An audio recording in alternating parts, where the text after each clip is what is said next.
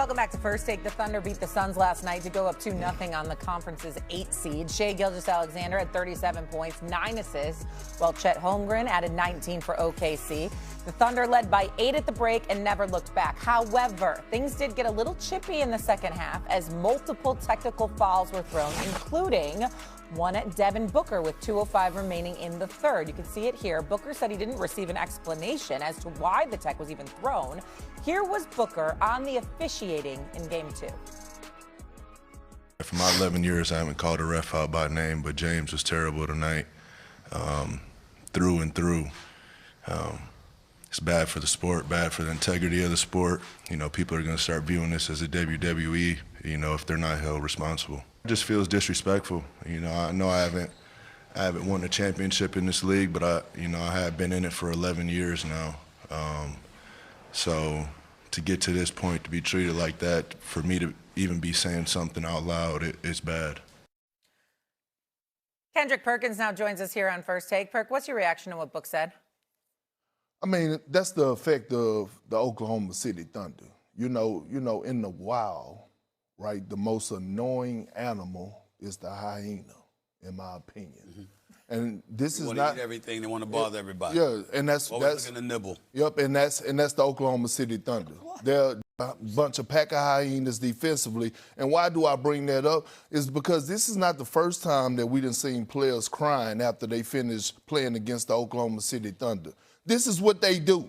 They get on your ass like back pockets. It's a certain level of physicality that they play with, and they just have earned the respect of the officials. And I get it, that technical foul, should he have gotten it? No. But even in the history tells me even when I was playing the game of basketball, we would always do that to refs. Hey, he deserved a tech for that now. Don't let him get away with that. That's part of the game. The real question is to Devin Booker is, when the hell are you going to show up and be Devin Booker? Be that guy. Be a guy that's powerful and not popular. Because let's keep it a buck. Since the play-in tournament, he hasn't been that guy that's went out there and had any type of real powerful moment. Yes, he's been a guy that's been, a leader, a guy that's been getting others involved, but Devin Booker get paid the big bucks to get buckets and dance on the big stage. That's what I want to see out of Devin Booker. Well, listen, I agree with you there, but that don't make him wrong with what he was saying, because I watched it. I didn't think he deserved a tech. He's going to get fined because you called the ref out by name. A fine is coming. Right now, the NBA office opened about an hour and a half ago. They looking for some money. They're going to take some money from that brother. Make no mistake about it, because you can't do that. But in the same breath, like Big Perk said, they're like a pack of hyenas. I call them a pack of piranhas. They come for you. This is what the Oklahoma City Thunder do. And they frustrate you because defensively, they're a collectively stout unit. Everybody's in their right places. They don't miss assignments. There's no drop off in energy no matter what, whether somebody's switching on you, whether they stand on you, fighting through picks, whatever it is. They are always, always on you. There are very, very few occasions where you see any lapses in judgment or in execution on a part of the Oklahoma City Thunder defense. That's what their signature is all about. Even without Jalen Williams this year, they were like 39 and 10. They're going to find ways to win games. They're going to find ways to get at you. And they get up in you, and you go against an opponent like that, you know that anything less than your A game is not going to suffice. And so that may be frustrating. He's got 45 points in 2 games, Devin Booker. They've held him in relative check. Obviously, he hasn't been what he's supposed to be against them, and I'm sure that has contributed to his frustration. But in the same breath, this ain't the first time he's played against OKC. This ain't the first time he has struggled against a team. For him to call out a ref like that, that's not something he normally does. Now, the NBA ain't going to take that into too much consideration because they still going to get that check from him. Make no mistake about it.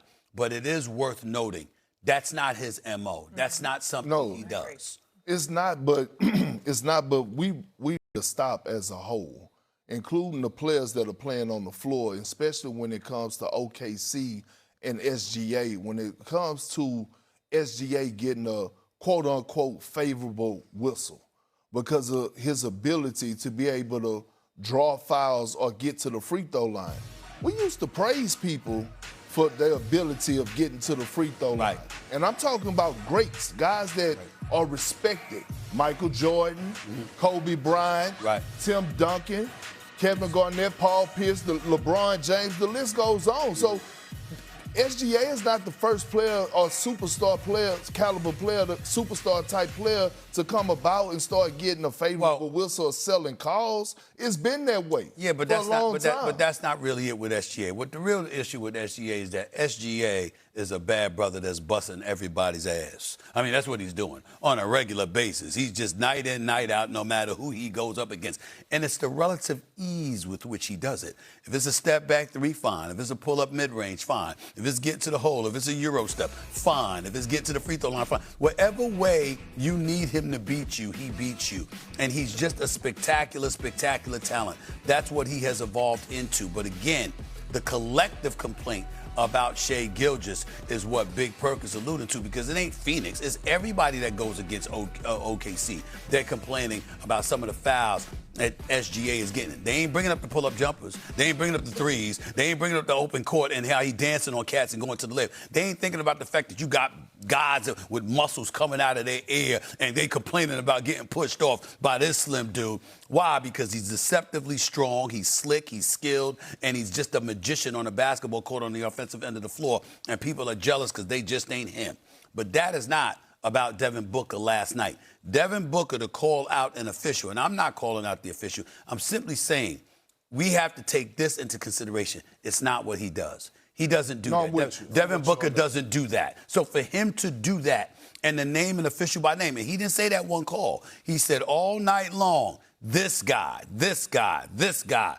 That's something for the NBA while you're taking a check from him to take seriously and look at the tape and see what Devin Booker is talking about, because that's not something he does. So to that point, and I agree with you, you just got to be on your A game if you're playing Oklahoma City. But to play devil's advocate here, multiple teams and coaches, we heard Mike Brown say something too when the Thunder played the Knicks. I mean, coaches too. Like, nobody has a point that maybe they're being officiated differently? Well, who is Mike Brown to be trying to call out somebody? Like Jalen Brunson is not a guy that sell calls and get to the free throw line. That's absolutely true. I mean, well, damn. But my thing is this, Shay.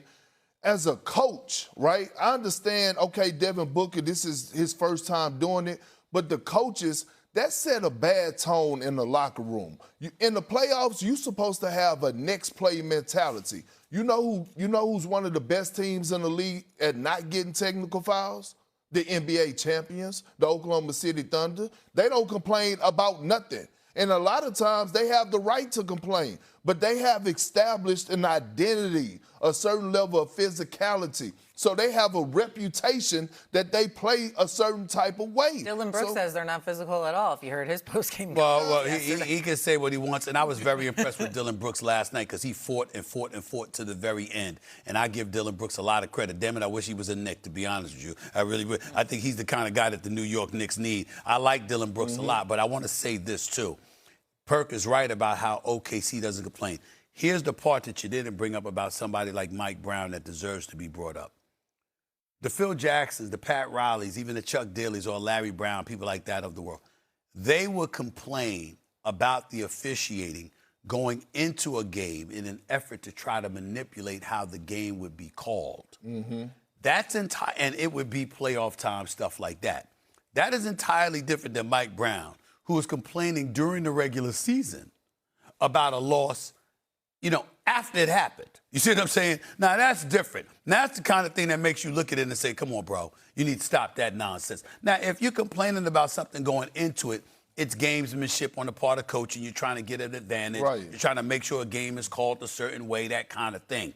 But when you complain after you get your ass kicked, in a regular season game, and it ain't even the playoffs, no, that's just an ass kicking that you did not absorb properly. That's what that's about. So this might not be the last time we hear from players or coaches or whatever about Oklahoma City, but it wasn't all great yesterday. Jalen Williams did have 19 points, but he left the game in the third quarter with a left hamstring